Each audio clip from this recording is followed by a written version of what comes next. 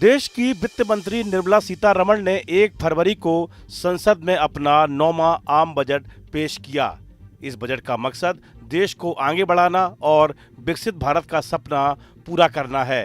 सरकार ने इसमें सड़क, पुल, अस्पताल, फैक्ट्रियों और शिक्षा पर ज्यादा पैसे लगाने की बात कही है। वित्त मंत्री ने बताया कि इन फैसलों से युवाओं को रोजगार, किसानों को मजबूती और छोटे कारोबारियों को मदद मिलेगी।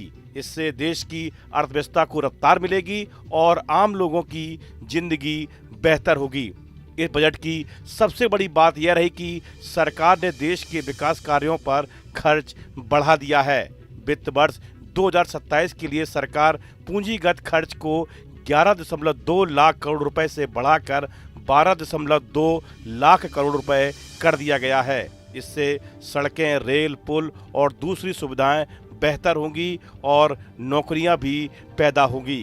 पर्यावरण को ध्यान में रखते हुए सरकार ने 7 नए हाई स्पीड रेल कॉरिडोर बनाने का भी ऐलान किया है। ये कॉरिडोर मुंबई पुणे, पुणे हैदराबाद, हैदराबाद बेंगलुरु, हैदराबाद चेन्नई, चेन्नई बेंगलुरु, दिल्ली वाराणसी और वाराणसी सिलीगुड़ी को जोड़ेंगे। इसमें सफर तेज, आसान और पर्यावरण अनुकूल होगा।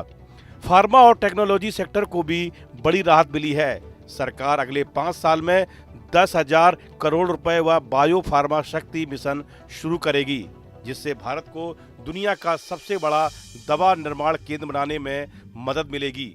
इसके तहत 3 नए संस्थान खुलेंगे और युवाओं को नए करियर के मौके मिलेंगे। वहीं सेमीकंडक्टर मिशन 2.0 के लिए 40,000 करोड़ रुपए रखे गए हैं। साथ ही 15,000 स्कूलों और 500 कॉलेजों में कंटेंट क्रिएशन लैब्स बनाई जाएंगी। स्वास्थ्य और छोटे कारोबार भी बजट के अहम हिस्से रहे। सरकार 3 नए एम्स जैसे आयुर्वेद संस्थान, आयुष दवा दुकानों को बेहतर बनाने और 5 मेडिकल टूरिज्म हब विकसित करने जा रही है। छोटे उद्योगों के लिए आत्मनिर्भर भारत कोष में 4,000 करोड़ रुपए और जोड़े जाएंगे। इसके अलावा कंटेनर मैन्युफैक्चरिंग के लिए 10,000 करोड़ रुपए का नया फंड बनाया गया है।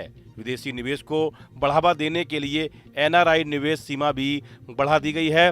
बैंकिंग सिस्टम को बेहतर बनाने के लिए सरकार एक हाई लेवल कमेटी बनाएगी, जो बैंकों के कामकाज की जांच करेगी और सुधार के सुझाव देगी। इसके अलावा एजुकेशन टू एम्प्लॉयमेंट कमेटी बनाई जाएगी, जिसके पढ़ाई के बाद युवाओं को नौकरी मिलने में आसानी होगी और सर्विस सेक्टर को मजबूती मिलेगी। कंपनियों को फंड जुटाने में मदद के लिए कॉरपोरेट बॉन्ड मार्केट को मजबूत करने का भी प्रस्ताव है। इन कदमों से अर्थव्यवस्था तेज होगी और आम लोगों की जिंदगी आसान बनेगी। शिक्षा और स्किल डेवलपमेंट पर भी खास ध्यान दिया गया है। युवाओं के लिए डिजिटल पढ़ाई और स्किल ट्रेनिंग प्रोग्राम शुरू किए जाएंगे। महिलाओं को आत्मनिर्भर बनाने के लिए खास लोन स्कीम लाई जाएगी और ग्रामीण महिलाओं के लिए नए रोजगार के अवसर बनाए जाएंगे। ग्रीन एनर्जी को बढ़ावा देने के लिए सोलर और पवन ऊर्जा प्रोजेक्ट्स को ज़्यादा पैसा दिया जाएगा। वहीं शहरों के विकास के लिए स्मार्ट सिटी मिशन और मेट्रो प्रोजेक्ट्स में निवेश बढ़ाया जाएगा, जिससे शहरों में बेहतर सुविधाएं मिलेगी। टेक्नोलॉजी सेक्टर को आगे बढ़ाने के लिए सेमीकंडक्टर और रेयर अर्थ माइनिंग में ज़्यादा निवेश किया जाएगा, ताकि भारत एक वैश्विक टेक हब बन सके। साथ ही फार्मा और हेल्थ केयर सेक्टर में रिसर्च और नई तकनीकी को बढ़ावा देने के लिए भी नई योजनाएं शुरू की जाएंगी।